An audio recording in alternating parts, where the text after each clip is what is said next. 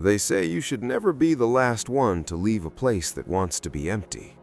I learned that truth at the Blackwater Mountain Research Station, winter of '22.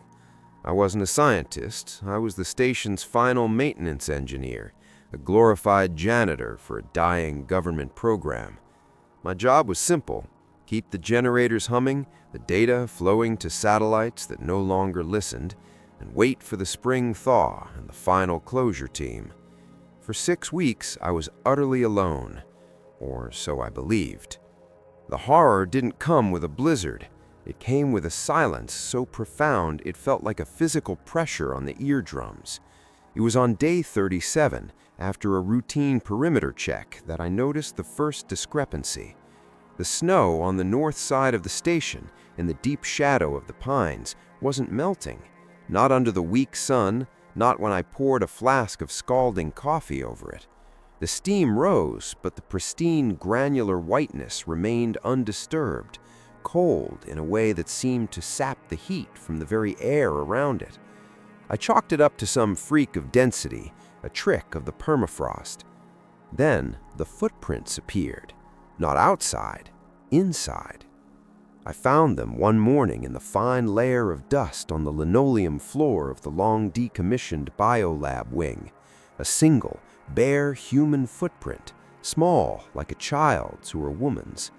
The dust was undisturbed around it, as if it had been placed there, not stepped. My blood turned to ice water. I checked every lock, every seal. All were secured from the inside. The station's internal cameras showed only empty corridors on playback. That night, lying rigid in my bunk, I heard it, a soft, sighing scrape against my door. Not a knock, a slow, patient drag like a hand trailing fingertips down the metal. Paranoia became my roommate. I stopped sleeping, living on coffee and adrenaline, jumping at every groan of the station's metal skeleton contracting in the cold. The generator for the east wing failed. When I went to fix it, my tools were missing from their case, laid out in a neat, deliberate line on the workbench, arranged from largest to smallest. The heavy wrench was freezing to the touch, colder than anything outside. I radioed for a check-in, my voice trembling. The dispatcher's voice crackled back, distant and unconcerned. "Copy Blackwater, weather's clear, next scheduled contact in 7 days. 7 days, an eternity. The true descent began with the snow samples. As a distraction, I'd been collecting them, a pointless exercise. I stored them in sterile petri dishes in the cold lab. One evening, under the fluorescent hum, I saw it. In the sample labeled North Pine Shadow, the granules had arranged themselves. They'd formed a perfect microscopic model of the research station's layout, and in the center of the tiny model, a single, darker speck stood for all the world like a figure in a room. My room. I became obsessed. I started talking to the silence, to the cold spots that drifted through the halls like ghosts. "What do you want?" I'd scream, my breath pluming in the unnatural chill. The response was never a sound. It was a feeling, a profound, sentient loneliness, a yearning so cold it felt like needles in my mind. The station's heating systems began to fail section by section, not mechanically, but as if the warmth was being consumed. I'd find pockets of air so cold they made my teeth ache and my eyes water. Then I saw her, just once, a reflection in the dark window of the mess hall as I fumbled with a can of soup, a pale, indistinct shape standing behind me in the room, her form seeming to be made of the same static as the snow on a dead TV channel. I spun around. Nothing, but the air where she'd been was so bitterly cold it burned my lungs to breathe. The final night, the power died completely. The emergency lights were eaten by the darkness, their glow diminishing as if absorbed. I sat in the core of the station, wrapped in every blanket I had, a rifle across my lap. Not that I believed it could help. The cold was no longer outside. It was inside me, I could feel it in my bones, a seductive numbness, whispering how easy it would be to just stop, to become still, to become part of the quiet. That's when the whispers started.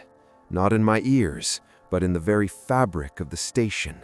1,000 faint, sighing voices, speaking in a language of frost crackle and wind howl.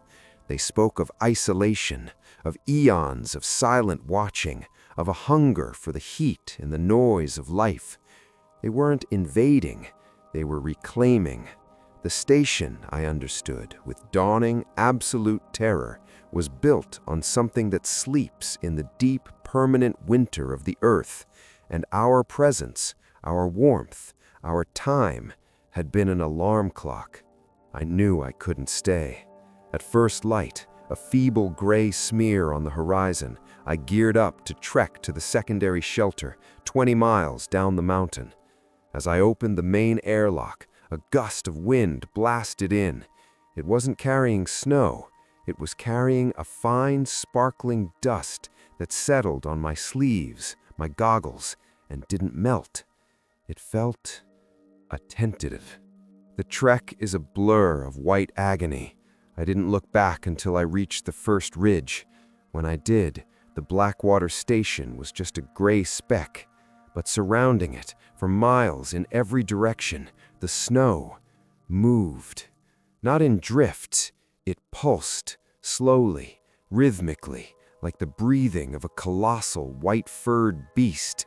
And I saw, etched into the mountainside itself as if by a giant's finger, perfect geometric patterns that hadn't been there before, a spiral leading directly to the station's heart. I made it to the shelter. I'm here now.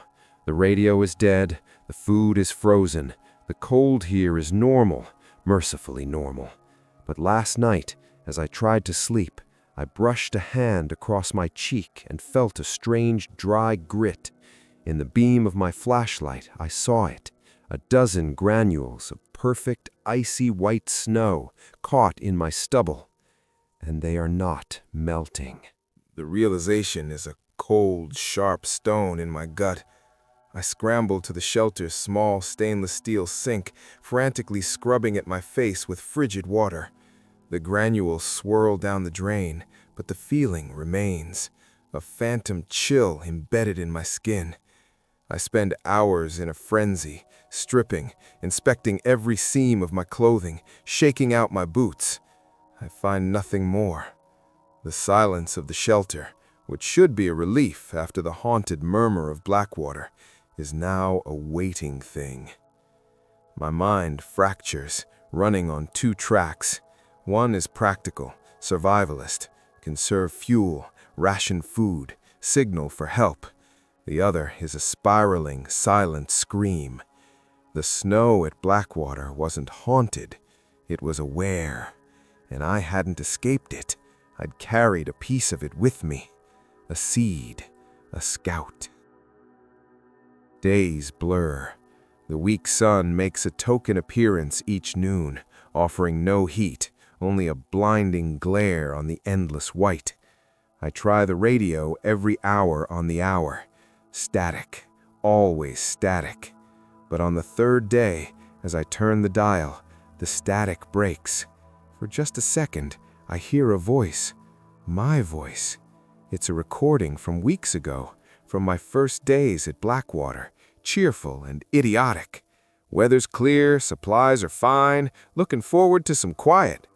The voice cuts off into a sound that is not static, but a deep, granular hiss, like a million tiny particles rubbing together.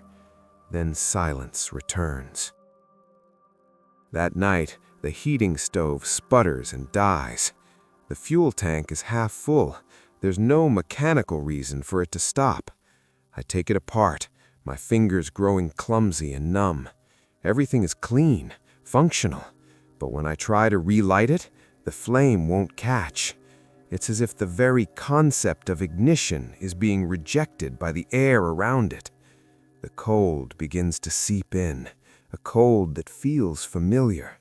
It's not the aggressive, biting cold of a mountain winter.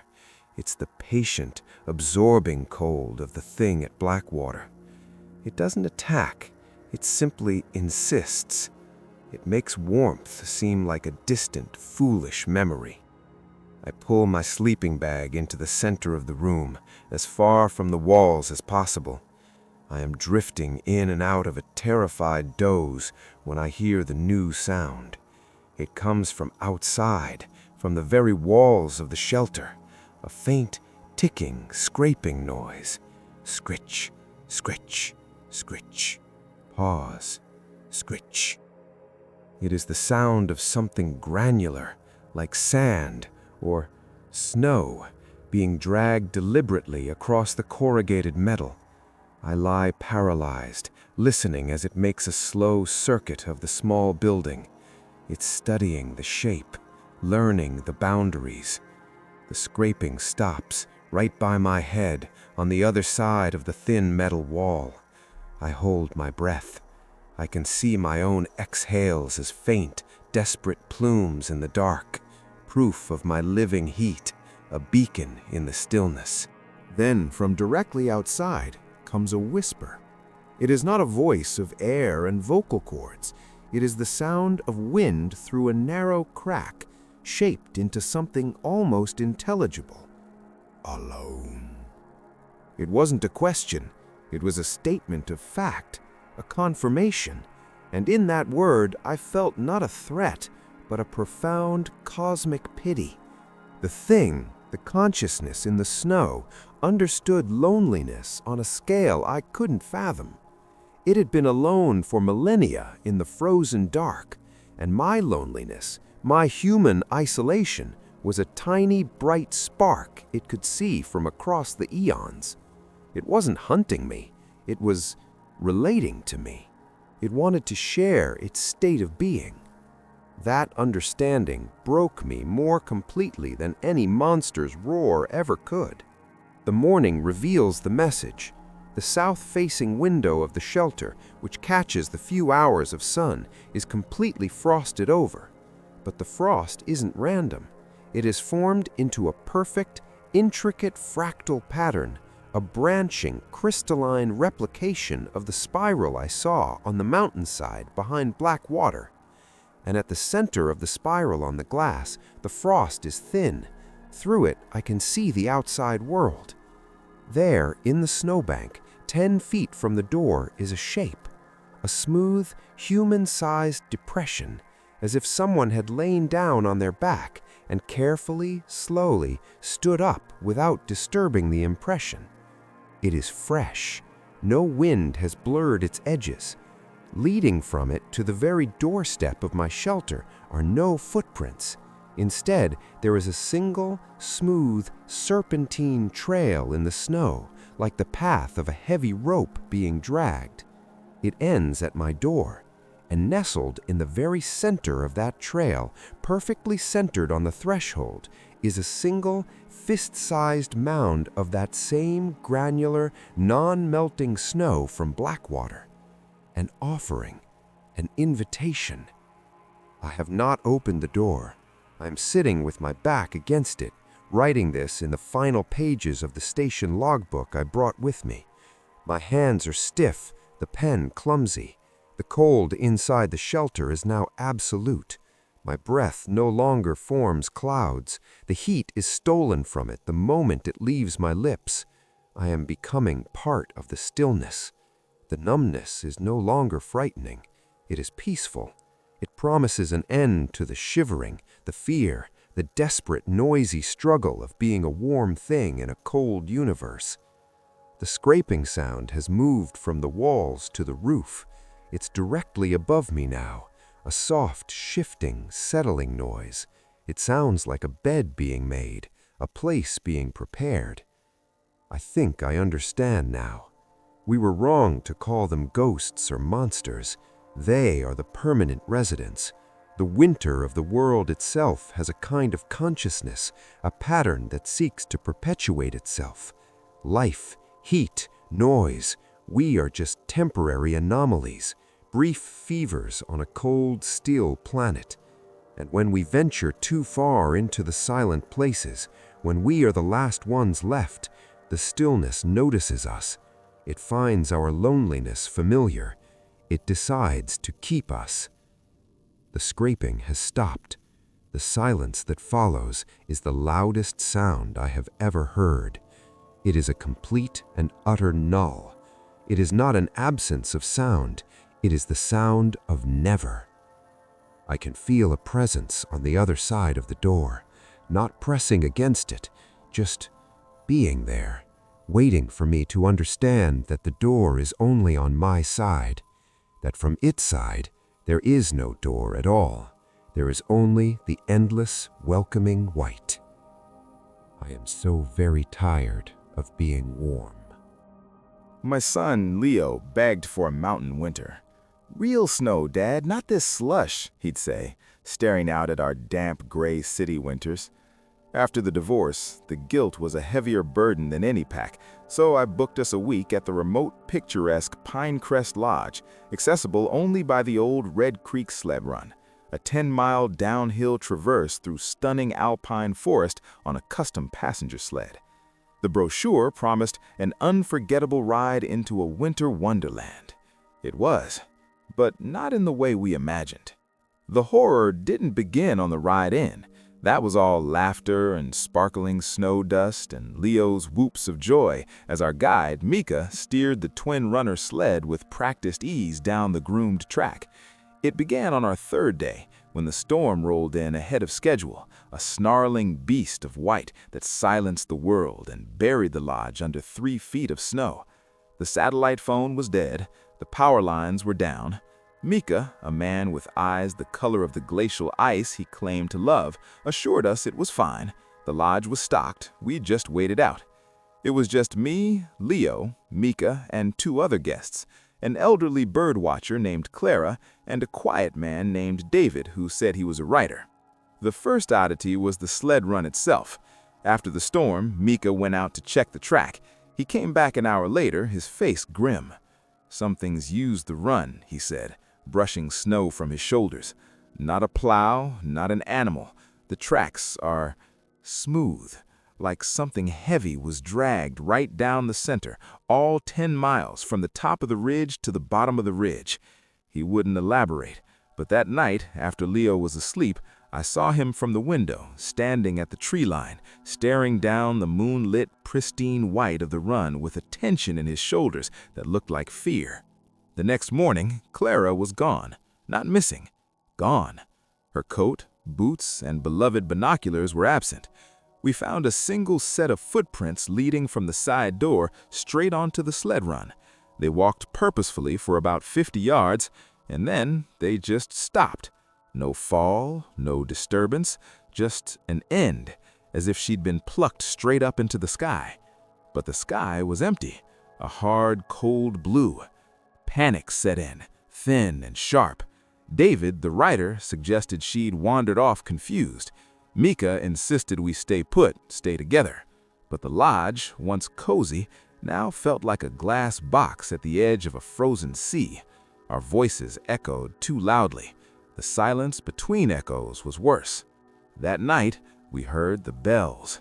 Not jingle bells, deeper, hollow bells, tolling once, twice from far down the mountain, somewhere along the path of the sled run. The sound seemed to vibrate in my bones.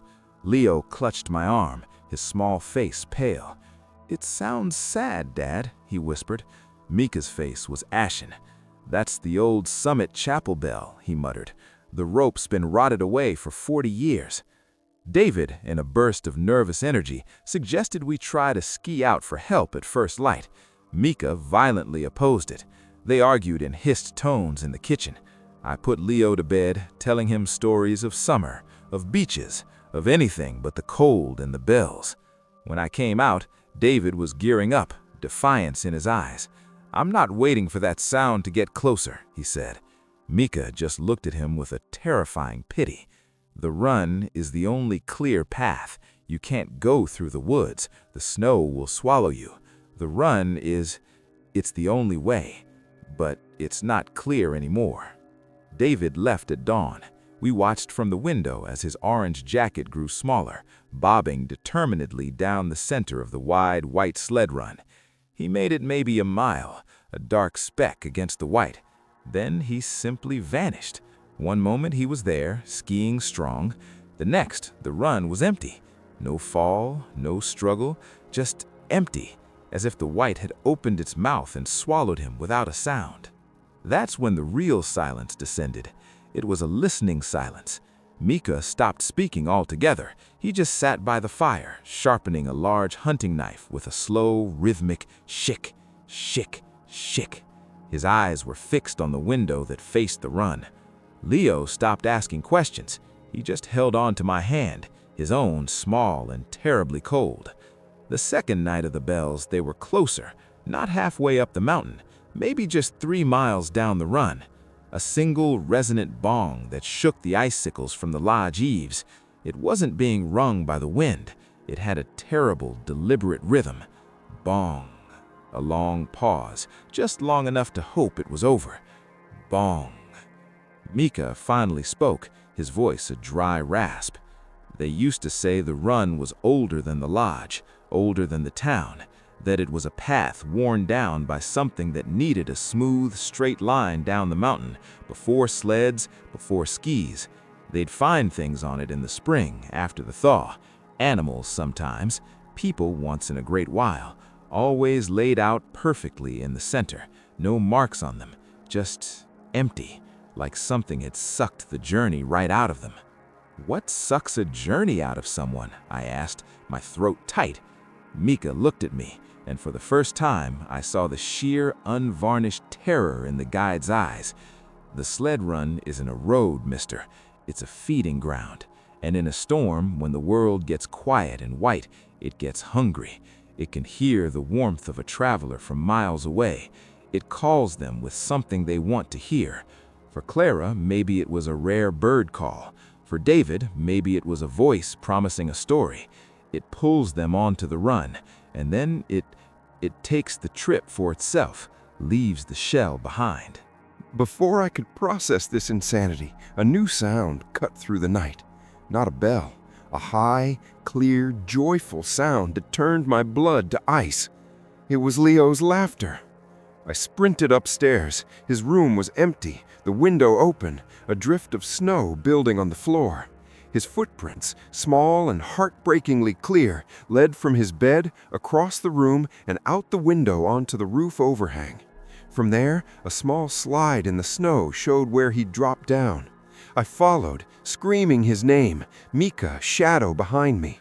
My son's tracks led unerringly across the clearing, past the tree line, and onto the smooth, broad surface of the sled run.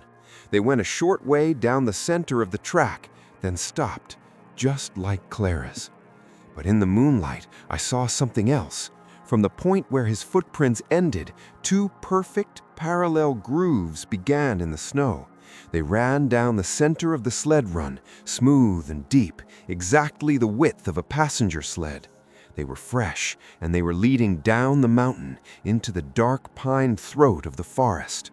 And sitting there, perfectly placed between those virgin grooves, was Leo's favorite toy, a little green plastic astronaut, his most cherished possession, a lure, a token.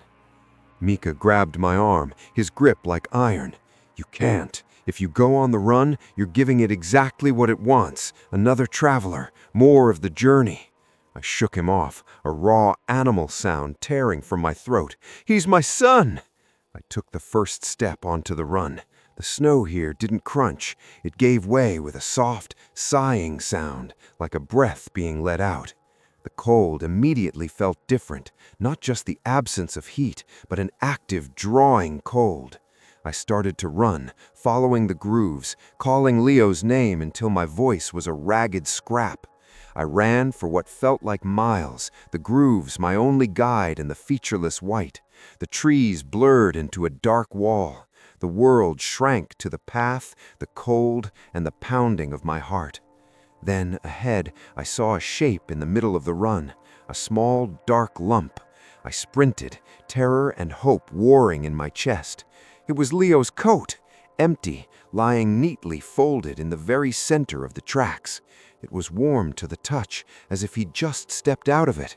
I looked up, desperate, and saw the grooves continued, winding around a bend ahead. And that's when I heard it. Not bells, not Leo's laughter.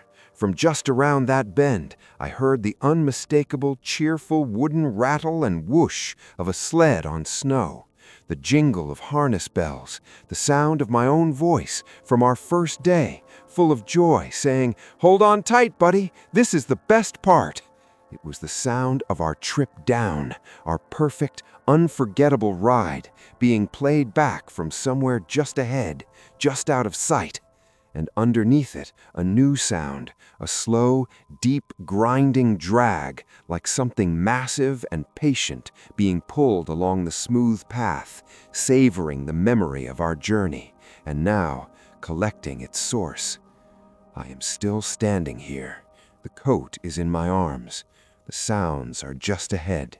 I can either step forward onto the run and follow them into the bend, or I can step off the run into the deep, unpacked snow of the woods, where Mika said the snow would swallow me. I don't think there's a difference anymore. The run is everywhere now. It has my son, and it is waiting for me to finish the trip. The cheerful sounds from the bend didn't fade or move away. They held their position, a cruel, looping recording of a happiness now poisoned. The whoosh of the sled, Leo's delighted squeal, my own booming, ignorant laugh. They played again and then again, each repetition a fraction slower, the tones deepening slightly, warping into something mournful and alien. The harness bells now sounded like the tolling of that distant, impossible chapel bell. I stood frozen, Leo's warm coat pressed to my chest. The logical part of my mind, shriveled and small, screamed that this was an auditory hallucination, a trick of the wind and my breaking psyche.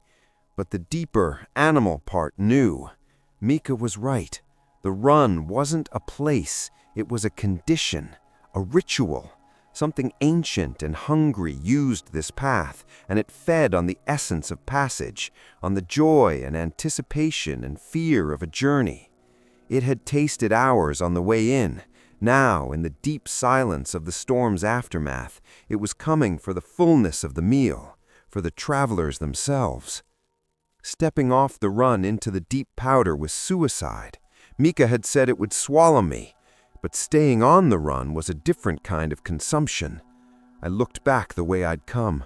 My footprints were already softening, blurring, as if the snow was actively erasing my retreat. The lodge was out of sight. There was only the white path, the dark walls of pine, and the phantom sounds ahead. A new sound spliced into the recording. A gasp. Not Leo's. It was Clara, the birdwatcher. A sharp, surprised intake of breath, the kind you make when you spot a rare species. Then David's voice, murmuring, "What an incredible story." Their experiences, their lures, were now part of the thing's repertoire. It was collecting us. I couldn't leave my son. Emptiness awaited me anywhere but forward. So I began to walk, following the twin grooves toward the bend and the sounds. The cold intensified with every step, not biting, but draining. It felt like the vitality was being siphoned from my muscles, my will, my memories. The happy sounds grew louder, clearer as I approached the bend. I braced myself to see some impossible shifting shape, some white monster of folklore. I rounded the curve. The run stretched ahead, empty and pristine. The grooves continued, unbroken. The sounds, however, were now behind me, back the way I'd just come. I spun around. Nothing. Just the smooth track and my own already vanishing footprints. The recording played again, this time from the tree line to my left. It was herding me, guiding me. This continued for an hour. A sound of jingling to the right would pull me off the center line slightly. A burst of Leo's laughter from ahead would make me hurry. A choked sob, mine, David's, from the left would make me flinch. I was being played down the mountain like a puppet. My emotions, fear, hope, desperation, used as strings. The landscape began to change subtly. The pines grew thicker, their branches laden with snow that looked less like frozen water and more like solid, carved alabaster. No animal tracks crossed the run. No wind stirred the trees. The only sounds were the ones it chose to feed me.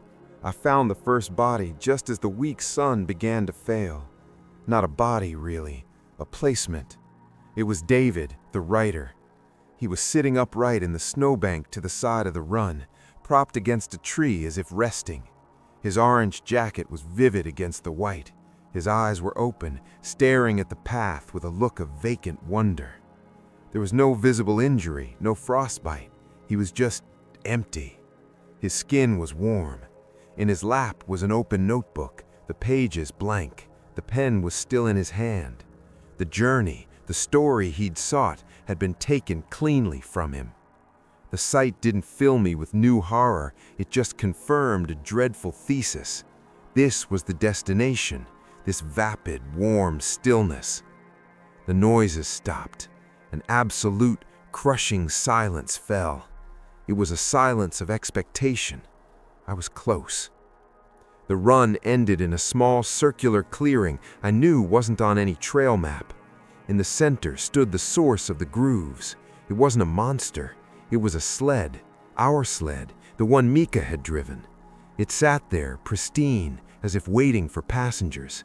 The harness was neatly arranged on the snow before it, but there were no dogs. There were no points for dogs. The traces lay in the snow, connected to nothing. And on the sled's passenger bench, swaddled in a thick wool blanket, was Leo. He was awake, his eyes wide and clear. He looked at me and smiled, but it wasn't his smile. It was too serene, too knowing. It was the smile of something that has solved a puzzle. "Dad," he said, and his voice was Leo's, but the cadence was all wrong. It was slow, savoring each word. "You made it. The best part is just starting." "Leo, get off the sled," I said, my voice cracking. "I can't," he said, his head tilting. "I'm the passenger. It needs a passenger to remember the trip. It needs you to be the guide." "What needs me?" "The journey," he said simply, as if explaining that snow is cold. "It got lost a long, long time ago. It forgot where it was going, so now it just travels. It borrows the shape of other journeys. It uses our tracks, our sounds, our warmth to remember what it's like to have a beginning and an end. But it's always hungry. It can only remember for a little while." He patted the seat beside him, the driver's spot. "You have to take us, Dad. You have to guide the journey home. If you do, it'll let me go at the end. It promised." It was a lie. I knew it with every fiber of my being. There was no home for this thing. There was only the endless parasitic repetition. If I got on that sled, we would become a permanent part of its loop, our happy trip down the mountain, playing forever on this cursed stretch of ground, luring others, feeding it anew. But my son was on the sled. His body was warm. His eyes held a ghost of the boy I knew behind the serene, borrowed calm. "What happens if I don't?" I whispered. Leo's borrowed smile faded. The serenity vanished, replaced by a chilling, ancient emptiness. The voice that came out was no longer my son's. It was the sound of the grinding drag, the tolling bell, the wind through a deep crack. It was the voice of the run. Then the passenger becomes the path. The grooves in the snow behind the sled shifted. They didn't change direction. They seemed to deepen, to become more real. And I understood with a soul-deep chill what had made the original path, worn down before sleds or skis. It wasn't carved by animals or early hunters. It was worn down by the passage of the thing itself, as it dragged the essence of its previous passengers along with it, forever. Leo's body would become part of the track. His warmth, his laughter, his small footprint would be the lure for the next decade, the next century. and I would be left here, like David, warm and empty, a signpost of despair. There was no choice. There never had been from the moment we boarded the sled for our unforgettable ride. I walked forward. The snow made no sound under my boots. I climbed onto the driver's bench. The wood was ice cold, but the reins, lying across it, felt like living flesh, pulsing with a slow, rhythmic chill. I picked them up. The moment my hands closed around them, the world snapped into focus, and I saw it. Not with my eyes, but in my mind. I saw the entire 10-mile run from a perspective both above and within it. I felt every dip, every curve, every tree root beneath the snow. I felt the crushing loneliness of the thing that inhabited it, a loneliness so vast it made human isolation feel like a cozy room. It was a memory of movement, starving for new memories to consume. I also felt the connections, faint, fading threads of warmth leading back up the mountain to the lodge, to Clara's room, to David's rest stop, and one strong, vibrant, terrible thread connecting me to the small, warm presence beside me, my son, the final lure, the perfect passenger. "Guide us," the thing using Leo's mouth said, its voice now a blend of his and the wind. I shook the reins. I made a clicking sound with my tongue like Mika had done. Nothing happened. Then the sled began to move, not because it was pulled, because the path itself began to flow. The snow beneath the runners liquefied and streamed backward, a river of cold carrying us forward.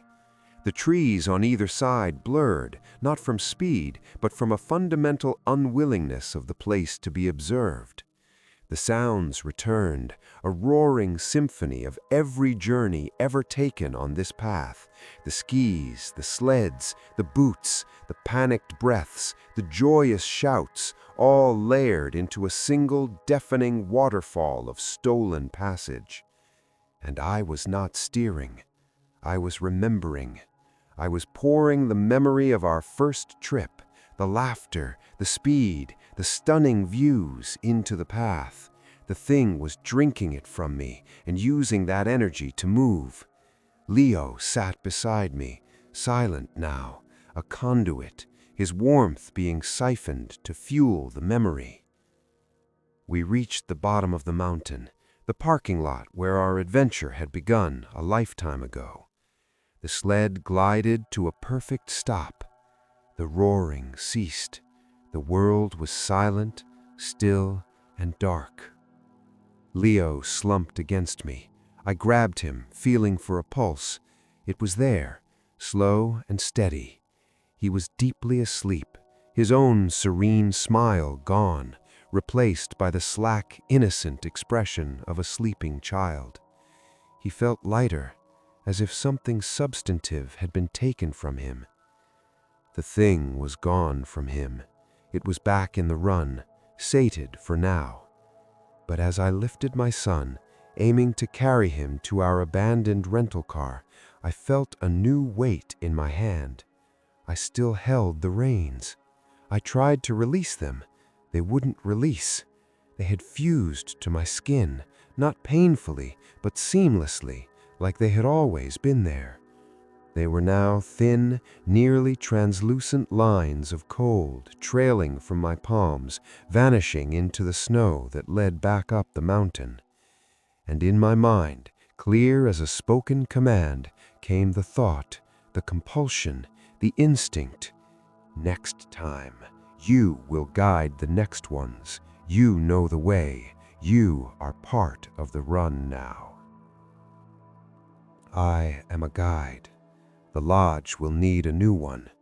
Mika probably understood this at the end. He refused to get on the run. I have my son back. He is sleeping in the passenger seat as I drive us away. He doesn't remember anything. He just says he had a weird dream about a long, quiet sled ride. But every time we pass a stretch of smooth, white road or a long, straight path through the snow, My hands ache, and I hear, faintly, the echo of bells, not calling me, waiting for me to bring it new travelers, new journeys to remember. The run is always hungry, and I am its newest and most reluctant guide. They found my great-uncle Arlo frozen to death in his cabin on the shores of Lake Jotunheim, but the coroner's report was wrong. He wasn't in his cabin. He was 7 feet from his own front door, kneeling in the snowdrifts between the birch trees, his hand stretched toward a hearth fire that crackled merrily in a cabin that did not exist. That's what the deputy told my family, his voice hushed with a confusion that bordered on terror. They called it paradoxical undressing, a symptom of hypothermia where the dying feel a sudden fatal warmth. I knew it was something else. As the last living relative, I inherited the property, and a year later I came up to sell it, to understand. Now I think I do, and I don't believe I'll be leaving. The horror of Lake Jotunheim isn't the cold, it's the alternative to the cold. Uncle Arlo's cabin is a one-room ode to solitude. Stone fireplace, dusty furniture, windows that look out on a frozen lake and endless boreal forest. The silence here is different. It's not an absence of sound, it's a presence, a thick woolen quiet that muffles your thoughts. I arrived just before a major snowstorm, intent on a quick assessment. The storm hit faster and harder than forecast, sealing me in. Fine, I had supplies, I had the fire.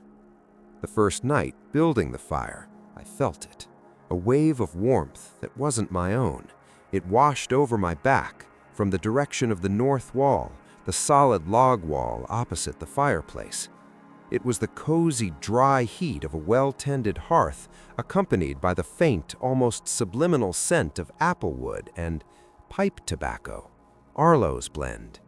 The heat and scent lasted for 3 breaths, then vanished, leaving the genuine, weaker heat of my own fire feeling inadequate. I told myself it was memory, suggestion, the power of the deputy's story. But it happened again the next day while I was chopping wood outside. Through the cabin's frosted window, I saw a flickering orange glow inside that wasn't coming from my fireplace. It was in the middle of the room, as if a second, brighter fire was burning there. I rushed in, the cold clinging to me. The room was empty, my own fire low, but the air was warm and smelled of that same applewood and tobacco. That's when I found Arlo's journal, hidden in a hollowed-out copy of Moby Dick on a high shelf. It wasn't a diary, it was a record of measurements. December 12th, adjacency event, 3:17 p.m., temperature delta, plus 15 degrees F, duration, 47 seconds. Auditory cue, faint crackle. Olfactory cue, confirmed, it's getting stronger. December 28th, event lasting over 2 minutes, saw the shadow on the north wall, not my shadow, a man sitting in a chair, my chair.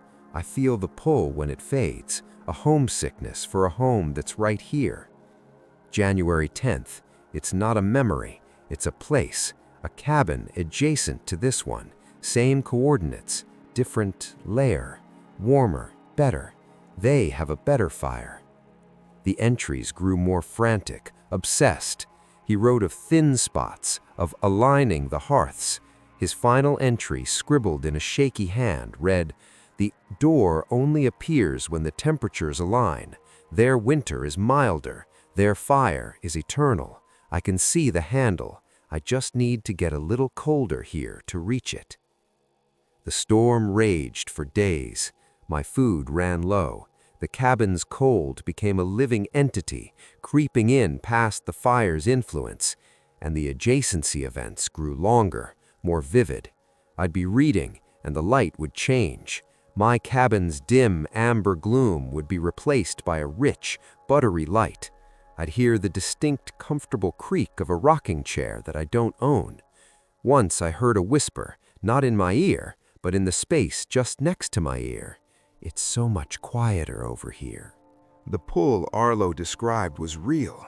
It wasn't just warmth, it was a sense of profound correctness.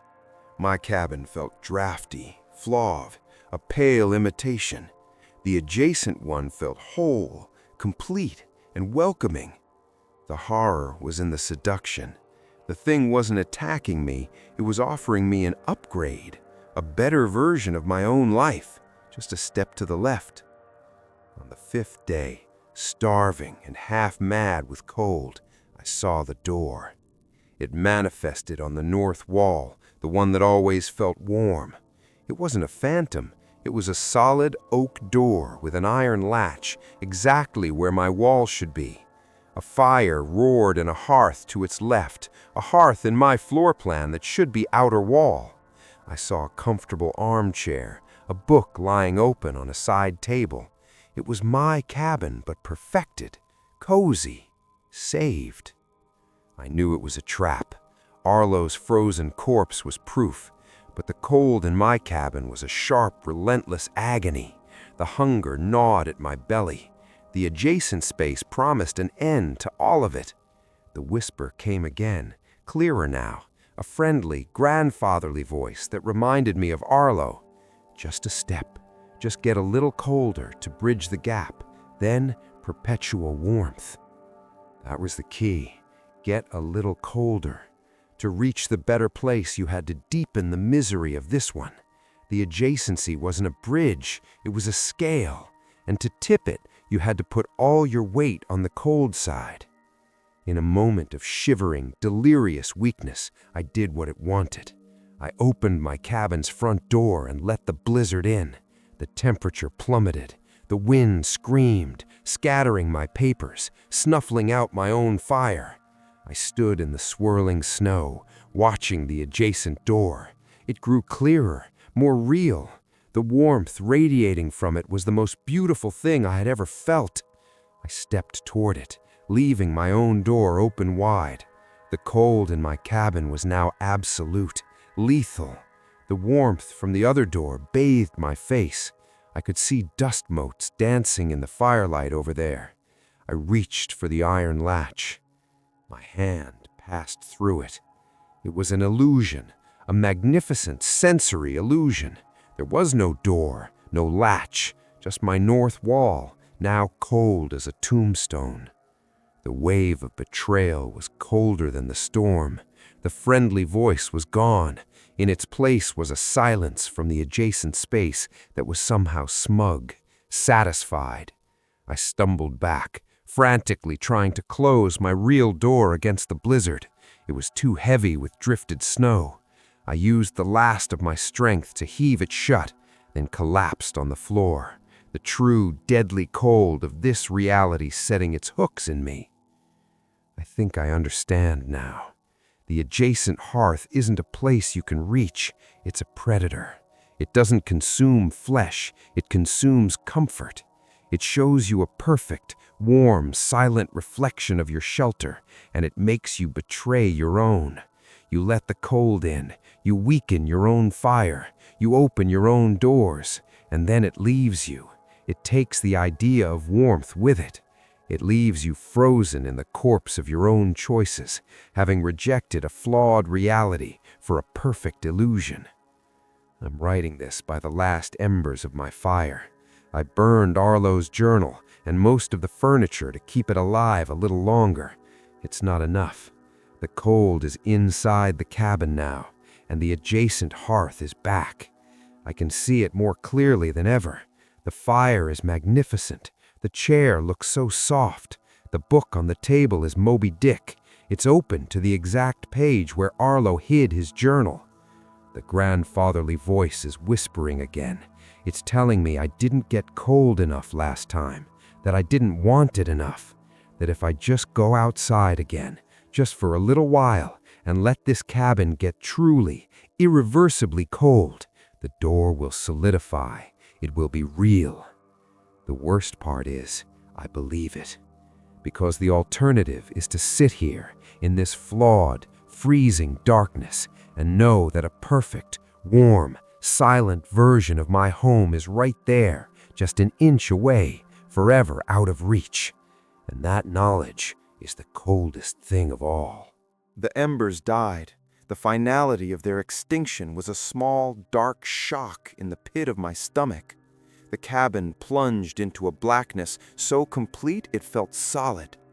But the adjacent hearth, it remained, a painting of light and warmth hanging in the air on my north wall, independent of any source, defying the laws of physics and sense.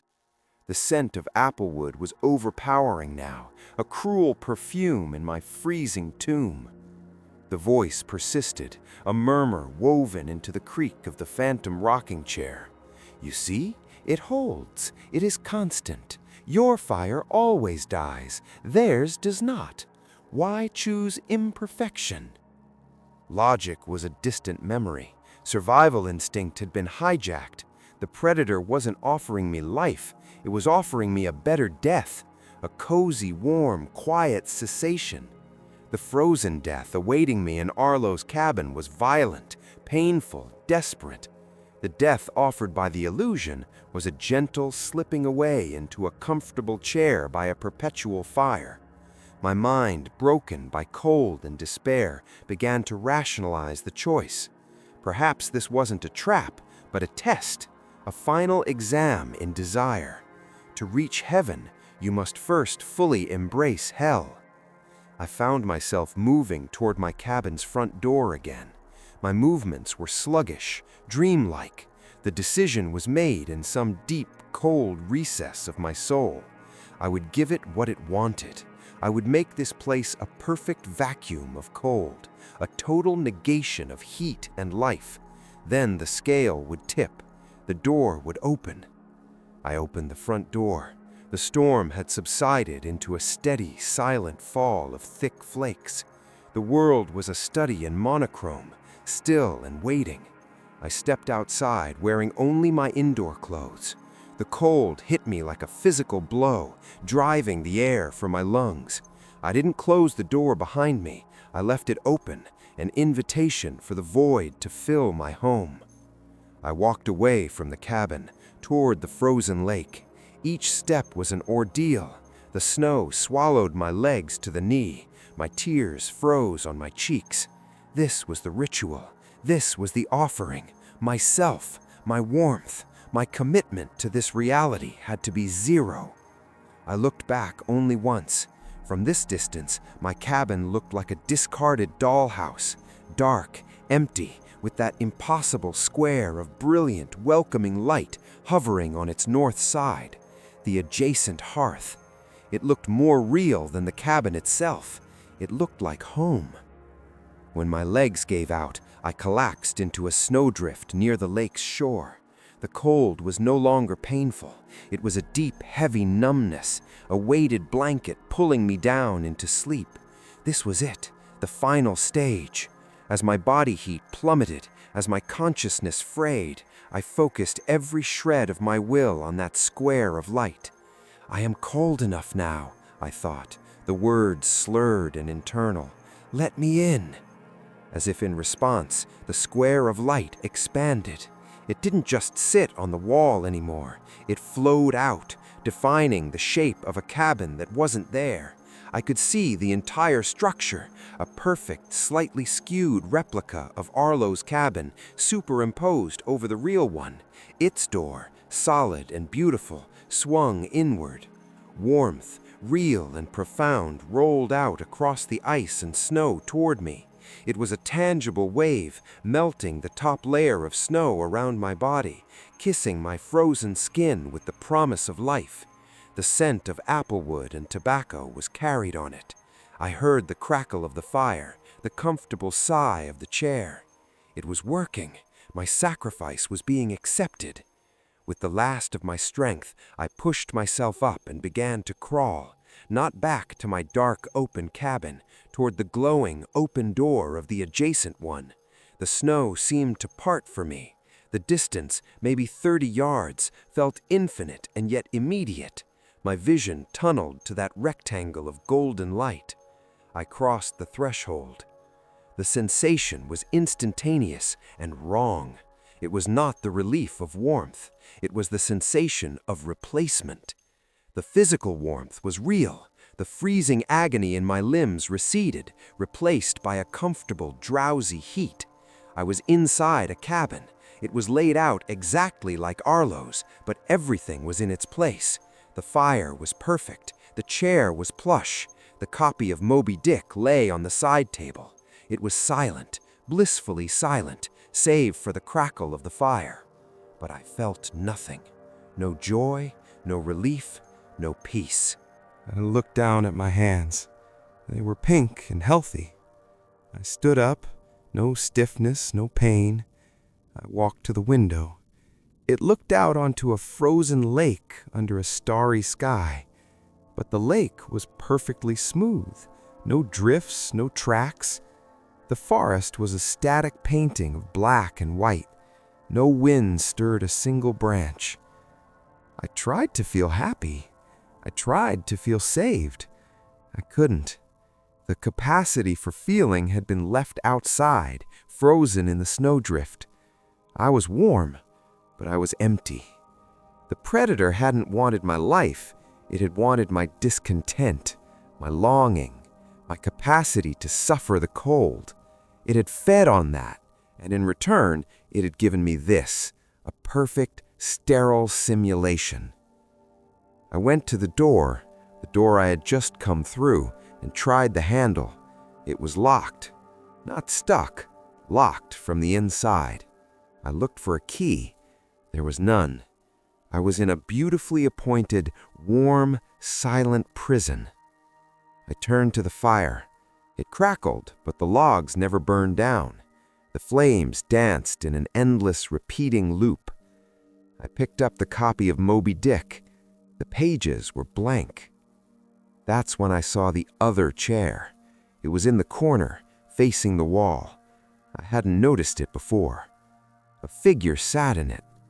I knew who it was before I even walked over, my heart a cold, heavy stone in my chest.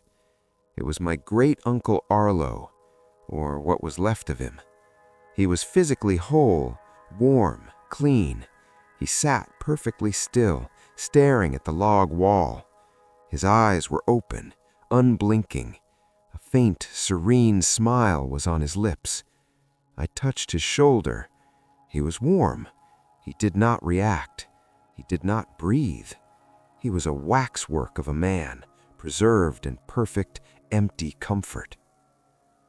I am sitting in the other chair now, the comfortable one by the fire. I've been here for what feels like days or years. Time has no meaning. The fire never needs tending. I am not hungry. I am not tired. I just am. Sometimes I get up and look out the window. On particularly cold, clear nights in the real world, my old world, I can see it, my original cabin. From here, it looks dark, lonely, and pitifully flawed. And sometimes I see a figure inside, moving slowly. A new occupant, perhaps a future buyer, or a squatter. They build a fire. They struggle against the cold. And I feel it then, a faint, distant echo of a feeling. Not warmth, not happiness. It's a pull, a yearning, a deep, cosmic envy for their struggle, for their flawed, dying fire, for their shivering, their fear, their desperate, glorious aliveness. The adjacent hearth is starting to whisper to them now. I can't hear the words, but I see them pause, look toward the north wall with a confused hope. I press my hand against the window, this side of the glass. I want to scream a warning, to tell them to cherish their drafty walls, their smoky fire, their aching cold, to tell them that perfection is a frozen, silent room. But I can't. My voice is gone. All I can do is sit here in perpetual warmth and watch and feel the most horrifying thing of all. A homesickness so profound it aches in a heart that no longer beats, for a cold, miserable, beautiful world I was tricked into leaving behind. If you liked the story, subscribe and like it, and also write a comment about what topic you would like to hear about.